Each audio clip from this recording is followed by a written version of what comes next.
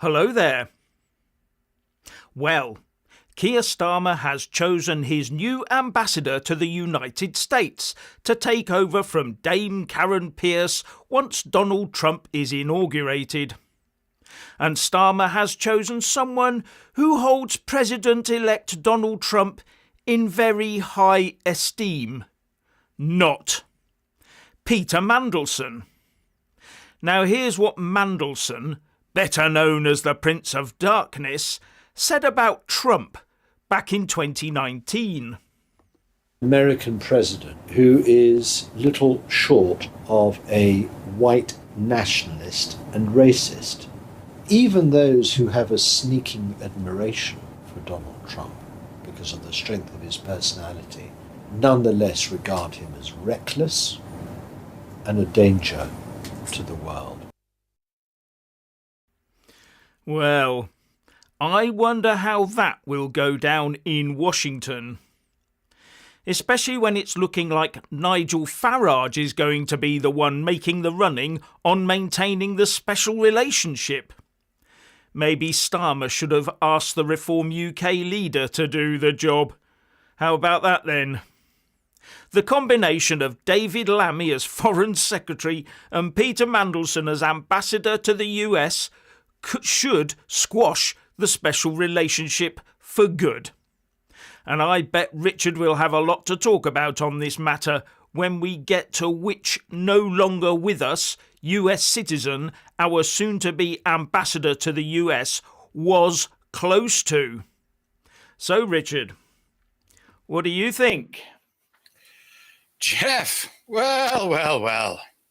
What a splendid choice for an ambassador for Great Britain, yes. I mean, Peter Mandelson is one of many lords with exemplary reputations. And of course, this is not to be questioned because Lord Mandelson is the man who I believe coined the phrase post-democratic age. I believe he coined that phrase. Yeah.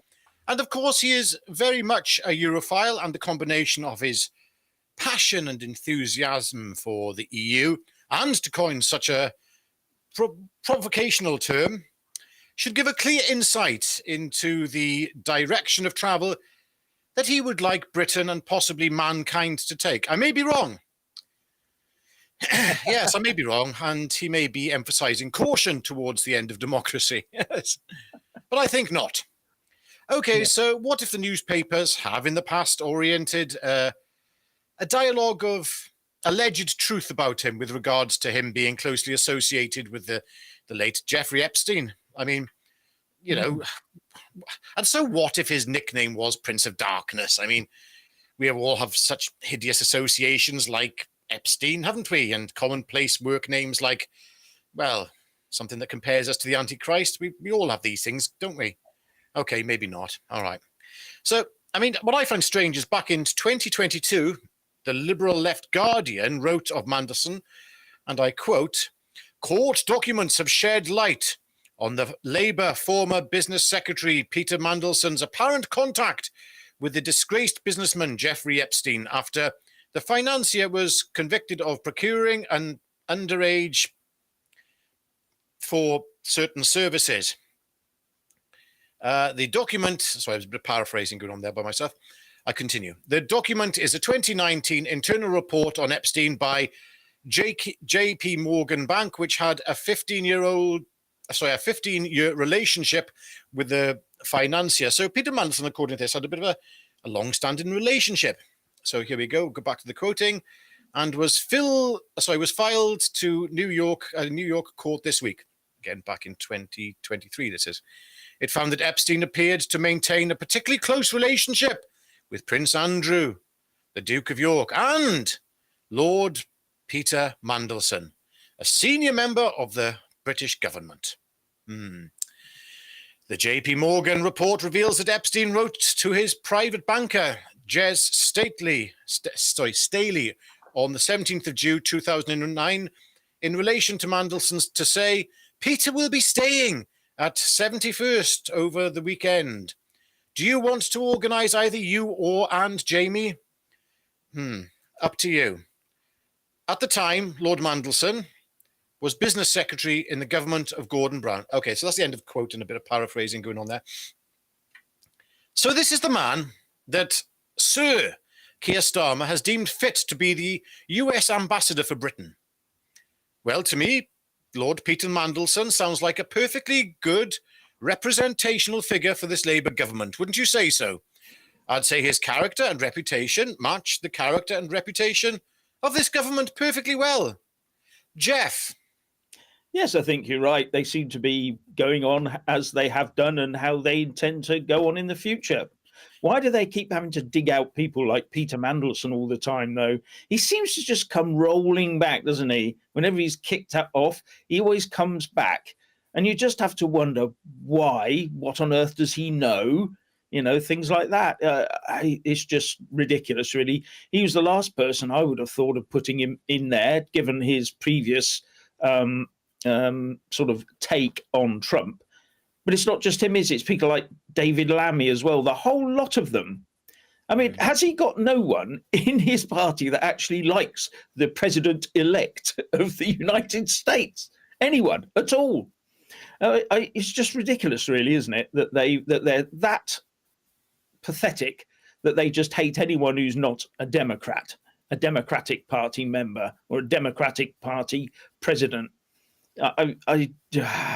And they even sent loads of their Labour Party members over there, telling them how they would show the Americans how to vote Democratic Party. Ridiculous, wasn't it, really? Well, anyway. Were they so completely deluded that they thought that Trump wouldn't get in?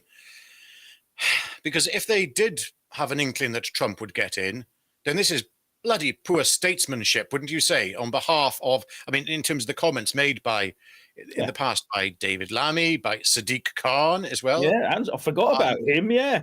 Yes, and of course by Lord Peter Mandelson. Yeah, very strange. Yes, never mind. Yeah, I just have my doubts about this government lasting for much longer. I mean, all it would take is Lammy to make another stupid remark. He'll be out. Mandelson, I don't know what he's going to be getting up to in America. Do you? Do you think he'll be really helping the UK? Really?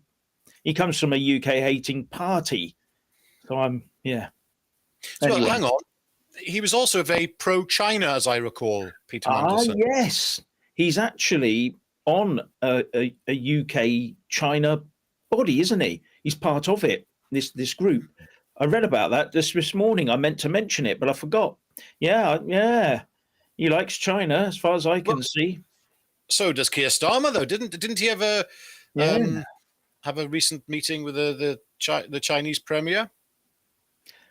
Yes. One of the G7 meetings. Was it G7 meetings, or where was it? Well, you've got to remember that this Labour government has great plans for this country. We're not going to grow anything. We're not going to make anything. And that will make us the greenest country in the world because we don't actually use anything to make anything or grow anything to eat. We will import it all from somewhere and we will pay for it with something, but I haven't quite worked out what yet, unless they're just going to print money and hope that we have enough to buy everything in. They don't want to make anything here. That's obvious. That must be obvious to everyone now. They're out to destroy agriculture and manufacturing and rely on spreadsheet output, and word processor output and stuff like that. They're not interested in making real things anymore or growing real food. And we should have hoisted that in from, I don't know, day 3. Something like that. Okay, so what's the end game? What's the end game? There must be an end game in mind. They must have a plan. Surely, to goodness, they have a plan, because appointing someone like Peter Mandelson as US ambassador, the appointment of David Lammy, I mean, there must be a direction of travel, as I said earlier, in mind here, and I'd like to know what that is. So would I, but it's not good for us. That's all I can say. It's not good for us, the rest of us. Oh, you conspiracy theorist! You're right wing, clearly far right, racist. Yes, here's a good one. I hope they give him his own coracle to cross the pond. Yeah, he could then go and claim asylum, couldn't he? That'd be a bit one way of doing it. No, I've just over the years I've watched Mandelson, and you just shake your head every time. Just shake your head every time and wonder why he's been reappointed. And this is a very big senior position. If he gets this wrong, this could really, upend us. Maybe he's there to try and foment a fight between the EU and us and America so that we can be forced back into the EU by default. Wouldn't put it past them, to be honest. Yes, but at the same time, I can imagine that Trump and with Musk on side as well, will be looking at this government saying, look, this is a short-term government.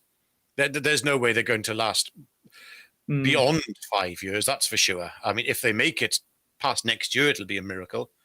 So I think they'll be looking at this whole situation. They go, okay, we know who we're going to be dealing with in a few years' time. That's Nigel Farage. Yeah.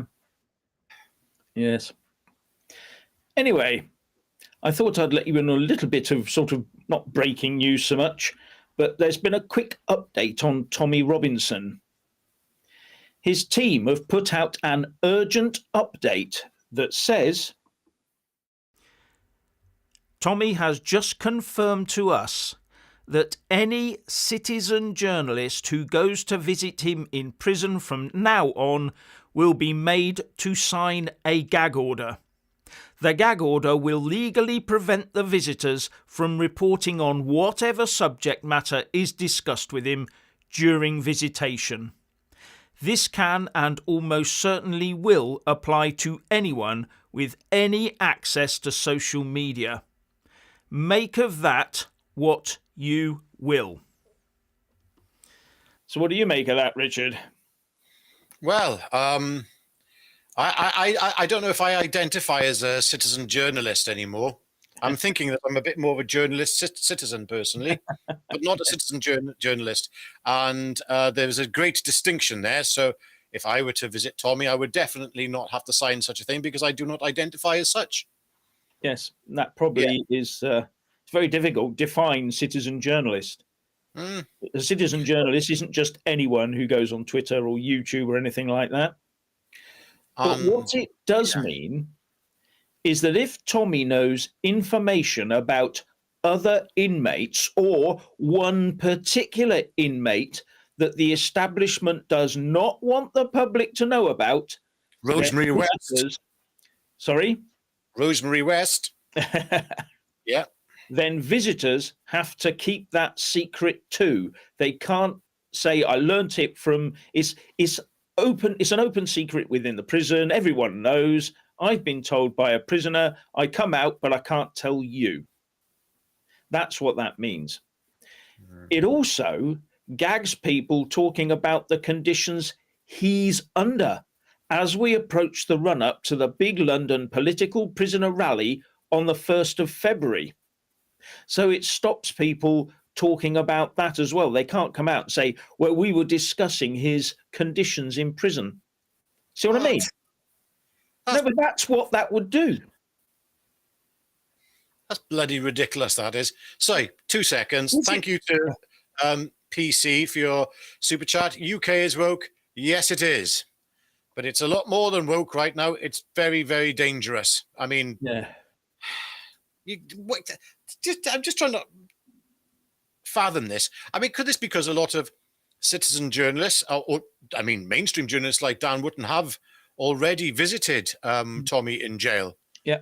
And is this to prevent any further speaking? I mean, good grief, this is getting more authoritarian by the bloody day.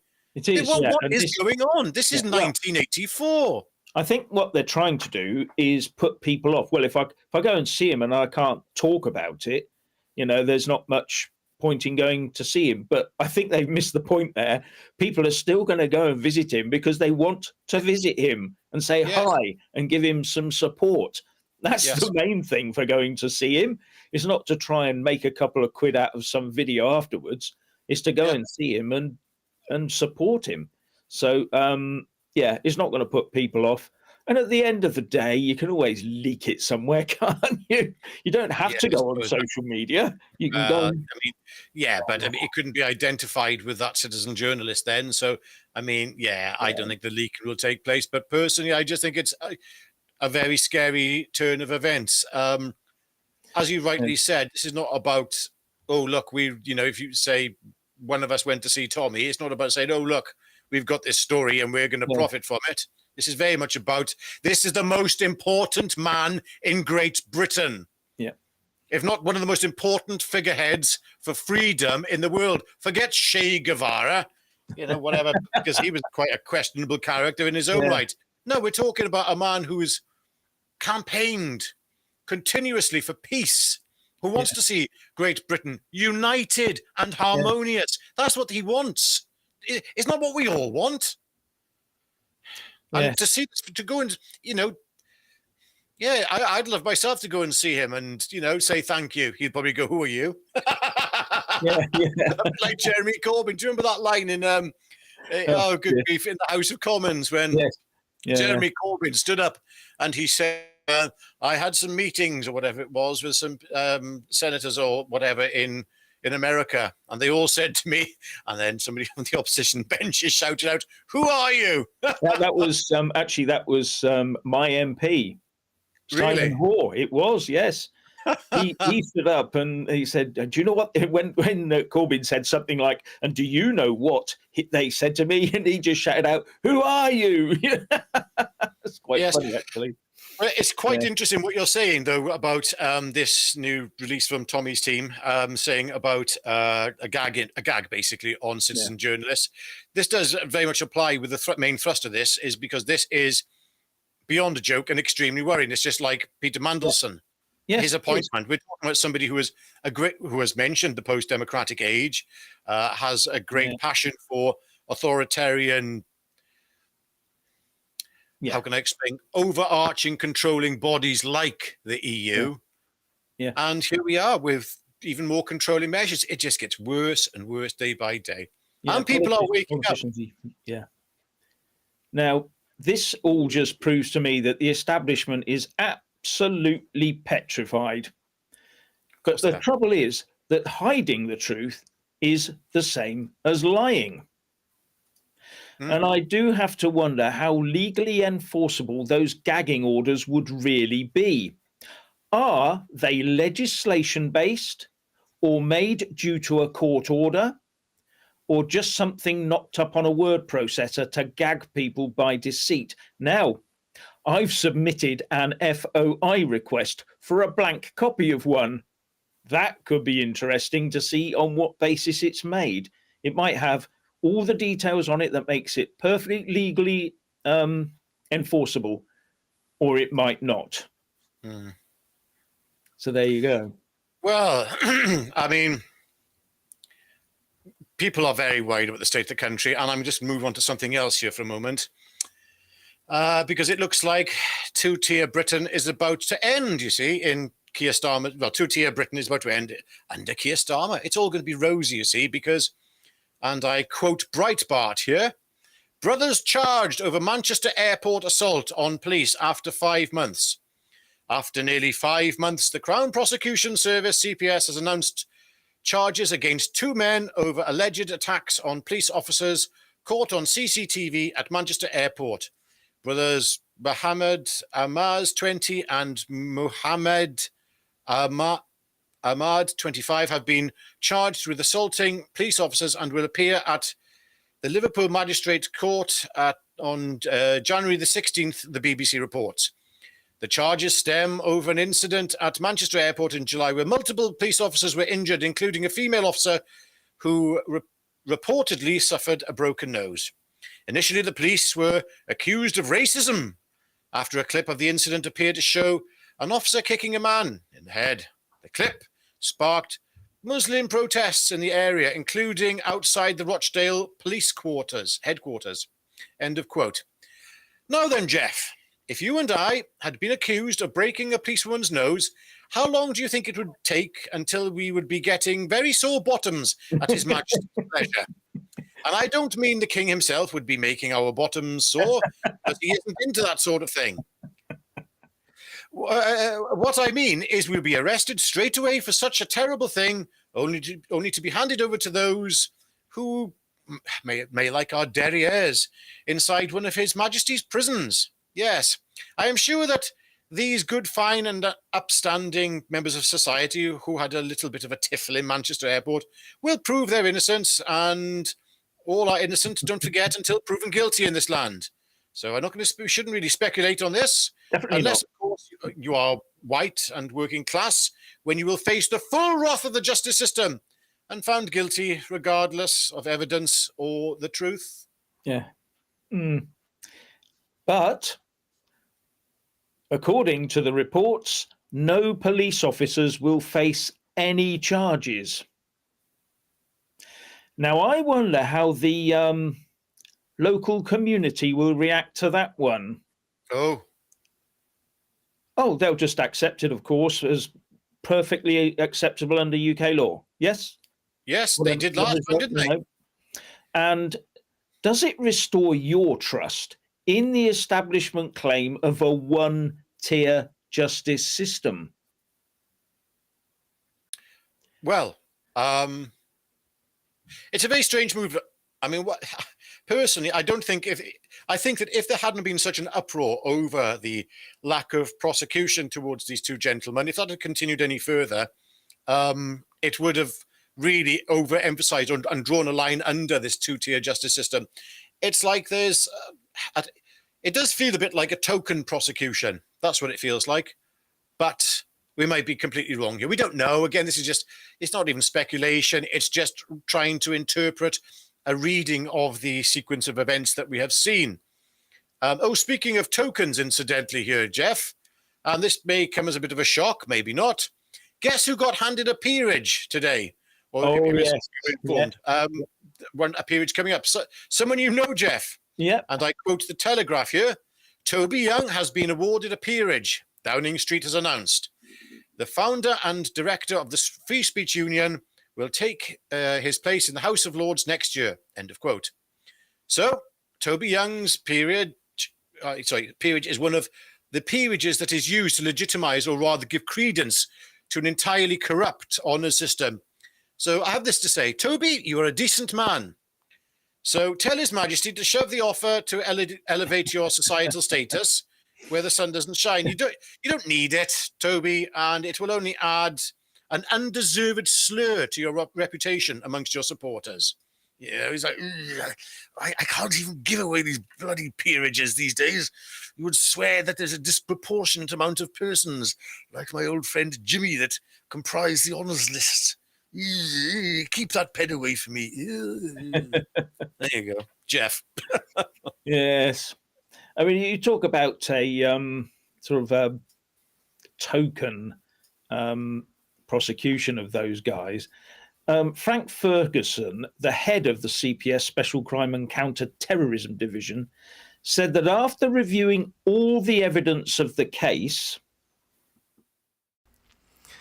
based on careful consideration of this evidence, we have concluded that 2 men should be charged with offences, including assaults on police officers. We have concluded no charges should be brought against any officers. We examined potential offences of actual bodily harm and common assault and reviewed expert evidence in the form of an independent report from an expert in the use of police force to inform this decision, and added that we acknowledge that in this case, as in any other, the strength of feeling has been high. Yes, has been high. Now, if they were going to do a token prosecution, to play devil's advocate, it would have been a police officer that would have been fronted up as the token sort of prosecution, wouldn't he?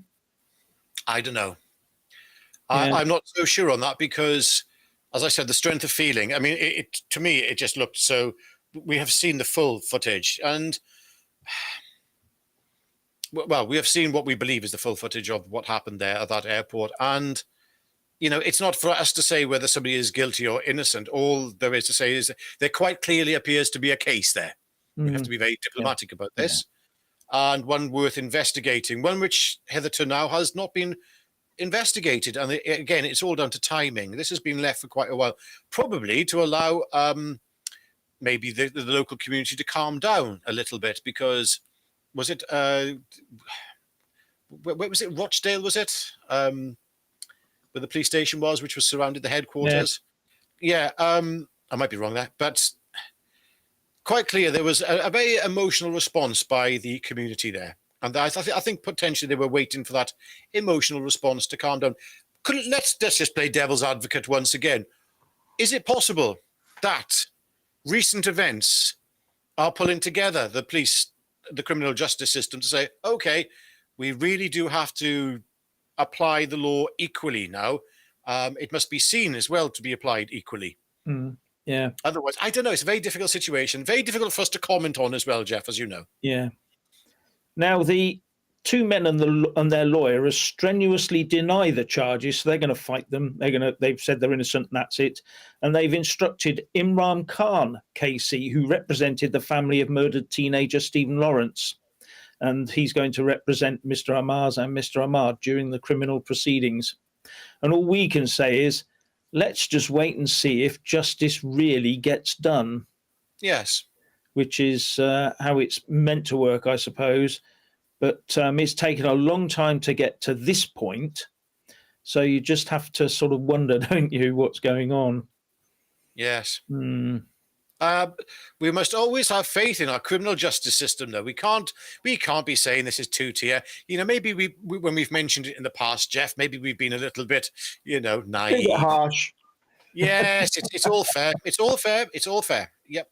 Yeah. Now, here's another case along those lines of hiding information.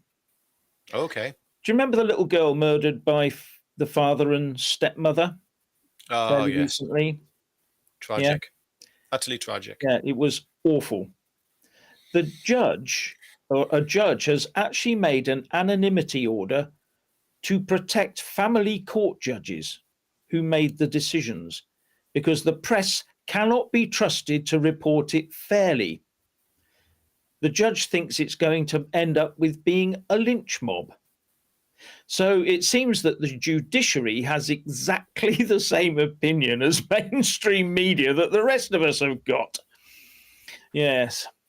So we know what happened in those family courts, but we're not allowed to know who made the actual decisions to keep sending that little girl back. Yeah. Wow. Because Mr. Justice Williams, who's the judge concerned, said, once the media applicants have published the information, it is available to anyone to do with it as they wish, and in an age of disinformation and anti-fact, the court must have an eye to what onward use may be made of the information. And he argued for the separation of responsibility of those who were employed to watch over the safety of vulnerable children from the repercussions of those decisions, basically. It's purely the fault of the father, the stepmother, and the uncle, he said. And here is part of his argument. Seeking to argue that individual social workers or guardians or judges should be held accountable is equivalent to holding the lookout on the Titanic responsible for its sinking, rather than the decision-making of Captain Smith and the owners of the White Star Line, or blaming the soldiers who went over the top in the Somme on the 1st of July 1916 for the failure of the offensive, rather than the decision-making of the generals who drew up the plans. He seems to have completely missed the point that those social workers and judges were the decision makers. Is this anonymity a correct thing to do? And will we see a massive increase in these sorts of orders to protect politicians and officials going forwards? Don't you think we have the right to know? We're meant to have a system of open justice in this country, are we not? So there you go. I was sort of a bit puzzled by that judgment there of saying that, a judge makes a decision to send a child back into danger is not culpable because it's nothing to do with them. How? How is it nothing to do with them? And why can't they be held accountable? If it was a bus driver makes a mistake, they making decisions to drive the bus. They're held accountable, aren't they, if they make a mistake and someone gets hurt? Or an ordinary car driver, or an airline pilot, or a business that sells goods that end up being defective. They get held accountable. Everybody's held accountable except public servants, it seems. Anyway. Yes, Yeah. there you go. I can't read out fully this comment here, but thank you for your super chat, Tony Terrence. Girl murdered by parents was something to do with a certain type of killing. I personally, I'm not going to comment on that one. I'm afraid I can't, but there we go. Yeah. Thanks very much. Yeah. Yeah. Yes. Be careful on what we say. By the way, a quick one as well. Just like to slow this down for a second, Jeff. Yeah. Today I was in a local supermarket and I saw an old friend from school. Right. And it was just lovely to see him. And he also watches the channel, and a lot of support from him towards the channel. But it's lovely to see, sometimes in life we have to look back and see those people who meant a lot to us in our lives. And, it's not very often you bump into an old friend. And when you deal with what we have to, Jeff, on a regular basis, it's nice to have a little bit of encouragement by somebody you know. Yes. No, I get it by my wife and family, but yeah. So I'd like to, he knows who he is. Thank you very much for that one today, mate. Anyway, sorry, slight diversion there. Yes.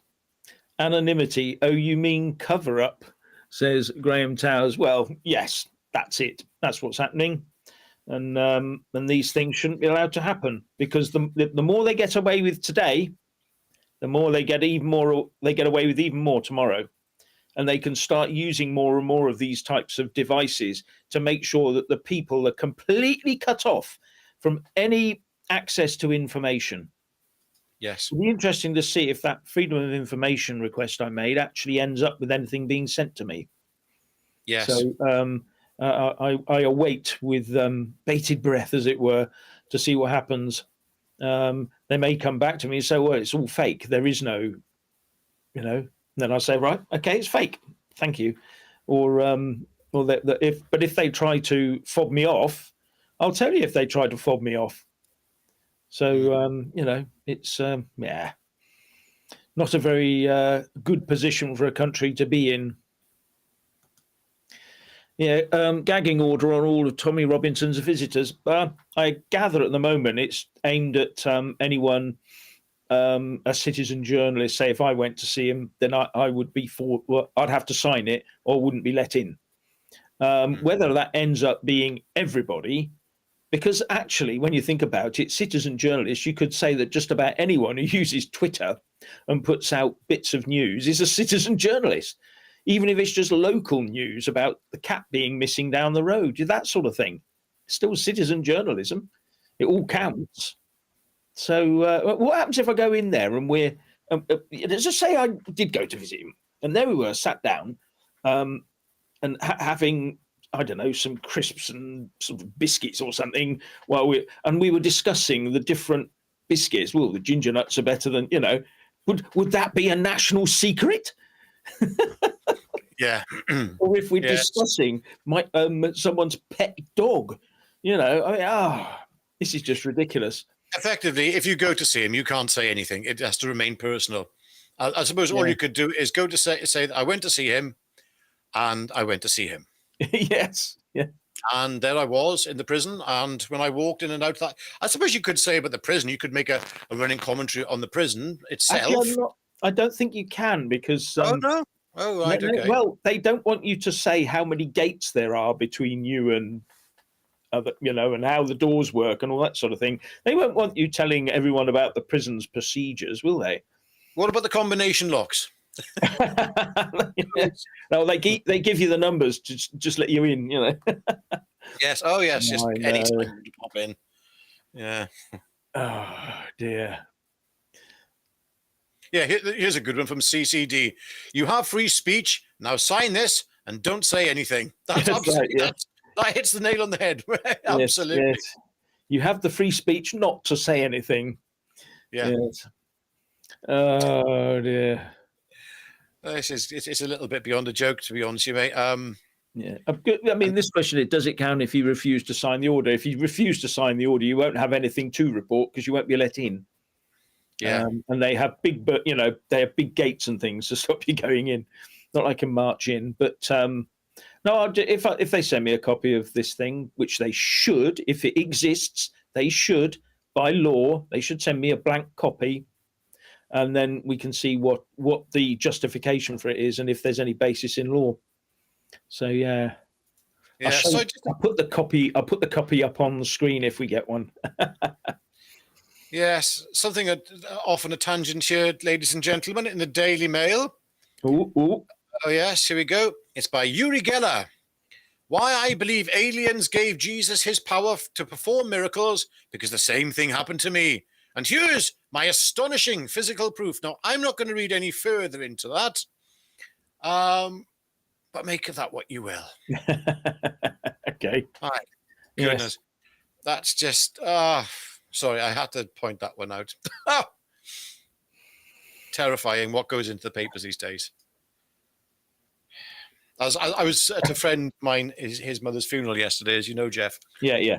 And one of the conversations we had coming back in the car is a friend there, he said that it's all misdirection. Look over here, look over there. Again, we have certain court cases coming up on the same day as Trump's inauguration. Look over here, don't look over there. Now, I know that Maya Tusi will be very much covering both, I believe. I think he's got somebody out in America covering the inauguration of Trump, but he himself will be covering what is probably equally as relevant to us in terms of the other court cases taking place on the same day. And I think we should be doing very much the same, really, just focusing on the court cases that will be out on that specific day. Yeah. Yes, a lot of people are saying, oh, it's not much of a distraction, the inauguration of Donald Trump. I think that inauguration is going to start a whole whirlwind, a whole tornado of action. After that, a lot of eyes are going to be very, very concentrated on America. He's sort of talking about doing all sorts of things for America to get its way. He's even now saying that if the EU doesn't buy his oil, he might slap tariffs on the EU. So I think there's going to be a lot going on when he gets into the White House, a hell of a lot going on. And this time, I'm assured from what I've read that he is absolutely on the money prepared. Last time he wasn't prepared. I don't think he realized how bad it was. This time, he's ready and he's going for it. So, yeah, well, I think his inauguration will be quite a lengthy event. Well, it will. I mean, the BBC, I believe, I might be incorrect. I think it's either the BBC or Sky News, maybe both. But one of them at least has said that they will be, putting their entire resources, not their entire resources, but the majority of their resources into covering the inauguration. So that it'll be wall-to-wall inauguration on the BBC. So in other words, they won't be focusing so much on something that will be equally as relevant to us as a nation. Some very important things will be going on that day. Yet the BBC will be focusing, on yeah, they will. Separation. Well, they won't want anything to get in the way of Labour success. Yeah, YouTube freedom of speech. There's a lot we can't say. Yeah. Oh yes. With YouTube, they're running a big business. It's not, and they're the ones that get hammered hard if they get out of line themselves. So it is a difficult thing to do. Gone are the days of the Wild West internet. It's gradually being tamed. Well, I'm not so sure on that because as of the 20th, is it the 20th, the inauguration? Well, when Donald Trump gets in and frees everybody, according to reports, I believe that there's going to be severe reprimands placed on those social media platforms. He has said in the past that there'll be severe reprimands placed on those social media platforms that do restrict freedom of speech. Yeah. So that'll be very interesting. And I'm sure they'll be looking at the algorithms that are involved, because we've seen it in the past. We've been shadow banned. We've had the whole lot we have over the past couple of years. And yeah, that's to be expected, or has been to be expected in this game. But with Trump coming back in, I think there'll be a big change there. I really do. Well, he said they will. So, yeah. Yeah. Someone said, Citizen Jones says, free trade deal for us. Well, that would be a good outcome. But I'm not sure that, you see, Peter Mandelson is thoroughly EU. He loves it. Is he going to sign up to a deal with America that would prevent us going back into the EU? Think about it. All right, these are the questions we have to ask. Why is he there? Why is he there? Yeah, that's a very good question. You do know that this CPTPP we've signed with the Far Eastern countries, basically, we have to be in it for. If you want to leave it, you're in it for a year. And while you're in it, we can't join the EU. We can't join the single market or the customs union while we're in the CPTPP. And the same would apply with an American. If we had a deal with America, the EU would have to get exactly the same deal with America to allow us to go back in. And these are the things we should be herring after, a good deal with America. Anyway, there you go. We mentioned what is the direction of travel? What's the end game in all this? And one of the comments earlier, I saw if I missed who actually said it, but it was, oh yes, here we go. H said, Hurts. I would imagine that is supposed to say. AI is out of control. Now, I know I keep coming back to AI, but it really is a massive elephant in the room in all this, because everything is pointing towards centralization.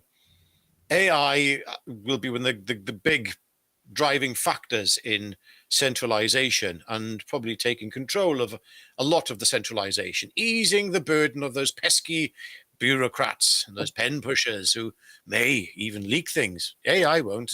No. It's a very strange situation. That's all I can say. We are heading towards something.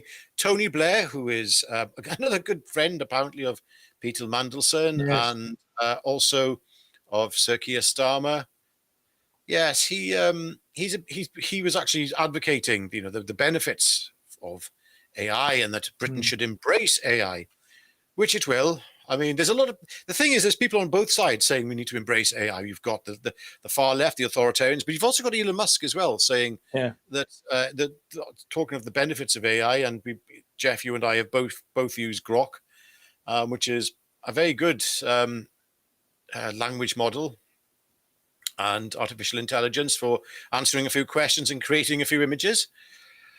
But I'm very worried about it. I can see where it's going. You can sit now, we'll have a chat with Chat GPT. I can sit here and talk to Chat GPT on my phone in almost like a normal type of conversation. Well, normal if I'm speaking to you, Jeff, anyway. Oh, thank you very much for that. I was going to say, and that's why you're always on the phone, is it talking to Grok instead of to me? God, yes. Yeah. Maybe we need to video those conversations and see what comes out. I'll see if I can get Chat GPT to learn your voice, and then, Oh, now here's some interesting stuff that a lot of people won't know. YouTube, this platform we're sat on now, has sent me a little missive saying, would you like to partake in our AI sort of trial, where they're looking at people like me and Richard, seeing what we do, how we do it, what people like. Can you see where that's going? So if we sign up to that trial, they won't need us anymore. Okay, well, content for us. The thing is, if it's going to learn exactly our own personal biases, maybe that's the wrong word, our own personal perspectives, it will be able to create an artificial approximation of the pair of us and put it out live and get it to dissect the news based on everything we've ever said. Or Yeah, that means we need to copyright ourselves so we can earn lots of money by just sitting here and doing nothing. big C in my head. No, I will. Yeah. Yeah, that's right. Yeah. Oh, I had that the other day. I forgot to mention it before, but it was quite whoa. It was almost like we're going to replace you. Just trial this, and we'll see how you operate and how Because I did get one of those from a university about a year ago. Can they use our videos? I never answered because the last thing humans need is to be totally removed from society. It's just it's getting ridiculous. We must call a halt somewhere. Anyway, have we got anything else, Richard? I think we've laid up on the news front. I just like going through some of the comments. All you beautiful people out there. Yeah. So they're going a bit fast on my end. Like it or not, AI is here to stay. This is by Nicole. Like it or not, it's here to stay. Jobs will soon be obsolete. Absolutely correct. A conversation that Jeff and I have all the time. This is why there is no choice except coming in the future other than for a universal basic income to be applied. Yes, AI will take any. If it involves sitting in front of a computer, I'd say those jobs are probably going to be gone within the next 6 years. Nearly all of them. In the next 6 years. Elon Musk himself has said that I think it's about either 2030 or 2040, there'll be, if not equal amount, more robots, sentient, practically AI-driven robots walking this earth. There'll be more than actually humans. So that'll mean the robots, they don't necessarily have to look humanoid, but these machines will be, tilling the soil, tilling the earth, packing, stacking shelves, packing things in warehouses. Well, the driving of cars, as for having a taxi, we've already got this new is it a Tesla taxi thing that's been coming out and minibus, where there's not even a steering wheel or brakes in the car. And apparently this thing has far higher reaction speed than humans do, so it's much safer than humans driving. These things are not actually cars. They're robots, effectively, with wheels. That's the way to think about them. They are artificial intelligences with wheels. Okay. I feel very, very safe all of a sudden. It's quite funny that when you think about it, if all these AI programs are perfect and there's never going to be a car accident ever again, all those insurance companies are going to go bust, aren't they? Because you won't need insurance anymore. Yes, well, I think it'll be illegal to drive a car in the next 10 years. I do. I think it'll be completely illegal. Oh, by the way, Muttley, thank you for your super chat. Have a Christmas shandy on me. Merry Christmas, gentlemen, and chat. Oh, God bless you. Thank you very much. It's very nice. Yes. Going back to this point about universal basic income. I mean, all this tallies in with Peter Mandelson's appointment when you think about it. When you have somebody who is authoritarian in... Well, he appears to have an authoritarian in terms of the people he supports, like the EU, blah, blah, blah, blah, and talking of the post-democratic age. I think that the universal basic income will be a necessity. And the question, this is the discussion you and I had the other day, Jeff, is who do you apply this to? Now, there's still going to be some people working. How much better off are the people going to be that are working as opposed to those who are on a universal basic income? What will universal basic income be set at? What are the parameters? Does that then start to include the acquisition and the socialization of people's homes, the nationalization and socialization of your own personal property? That's the other side. Okay, so you're getting a universal basic income. You never have to worry about earning money again. You never have to worry about a roof over your head. But we are going to take you. Okay, all these sort of dynamics are going to come into play. There's a lot to think about with this. We've got a lot of change coming up ahead. Yeah, and it comes down to there will always be a battle. You see, a lot of people out there have massive egos and massive power-hungry brains. All they want is power over other people. And a lot of people see, some of these people see AI as their way of gaining that power over us by using artificial intelligence to try and craft how we live. So it's their way, not our way. So we just have to keep a fair old eye on these people. They're not going away. These power, Napoleons and Hitlers and all the rest of it. They're there. They still exist in the world now. Some of them hide it a bit when they become big CEOs or prime politicians or whatever, but they're still power hungry and they want power over you. It's not just about the money. It's about the power. Money's very little to do with it, I think. For a long time, I've not been even considering money as a motivator for the truly wealthy. We'll call the elite, I suppose. Yeah. I hate that too. The establishment elite. To them, they have enough money. What they want is power and control. But I think there's something a little darker behind all this. I've noticed a few comments in the comment section here, sort of talking about an end time scenario. This has been mentioned a few times. I'm not going to go on about this too much, but there's definitely a component appearing on this. Yeah. I mean, this does look very much like certain things that are written in the book of Daniel and the book of Revelation. Whether they are or not, I don't know. But the thing is, I can't imagine a scenario where humankind is going to exist in the same kind of format with the same kind of value system to be able to interpret world events until up until this point where AI has come in. Beyond that, I can't see how that would function, because effectively you're going to have like a counterfeit God providing you with everything you need through AI. Yeah. There we go. Yeah, someone mentioned in the comments, which I put up a minute ago, about this new concept. Well, it's not a new concept. It's called stakeholder capitalism. At the moment, we live in an owner capitalism society, or we're meant to, so that if you own something, you own it and you control it. But what we're moving to is a point where you may own it, you may have invested in it, you may have invested your entire life and everything you have into it, but then local stakeholders, and they can be stakeholders because they live next door to you. They have a say in how you operate and what you do and how you make your money.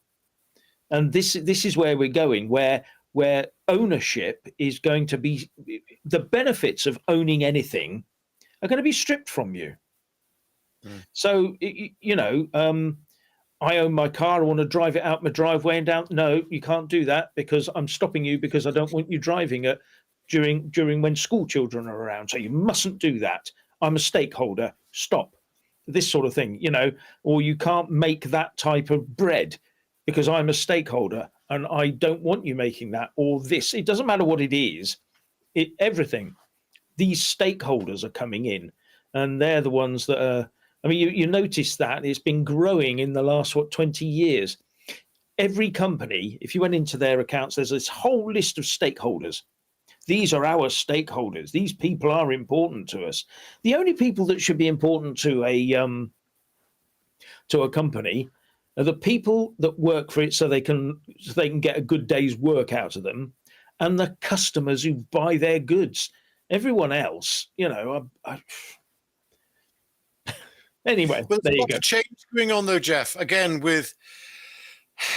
I've been thinking a lot more recently about localist socialism, okay, which is what you might call libertarian socialism, something which Michael Foot used to talk about, and he used to identify himself as a localist socialist. And I'm not going to go into this in too much depth, but the problem you have today is that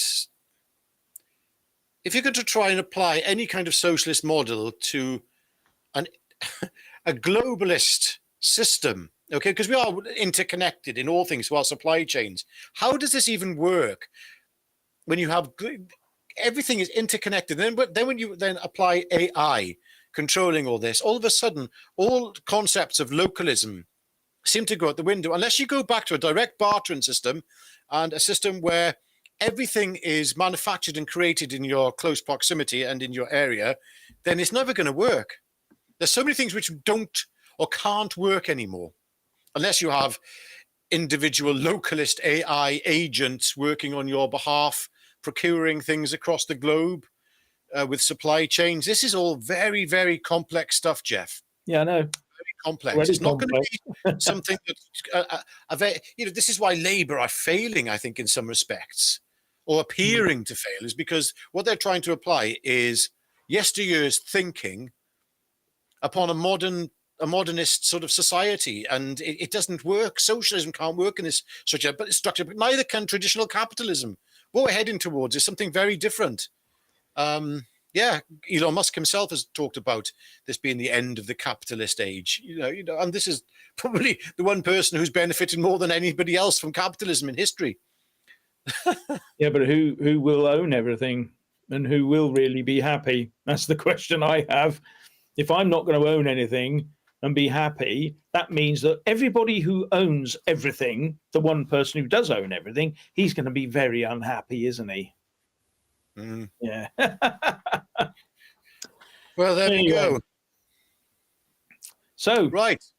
Yeah. I think we've whittled on enough for tonight. What? And it's been really good to see everybody.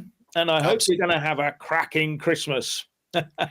Yes, and before we go, I'm going to get you to do it, Jeff. Come on, your turn. Come on, you'll go. So everybody, please do like the video, subscribe to the channel, and comment below, and press the little bell when you register to subscribe, and select the all option. Otherwise, you might not get the notifications, and that seems to happen a lot. Suddenly, something switches off your notifications, so do give it a check. That would be really good. Anyway, I think we've said enough. Oh, I'm getting cramp in my left leg. So all I'll say is it's a good night from me. And it's good night from him. Good night. Good night.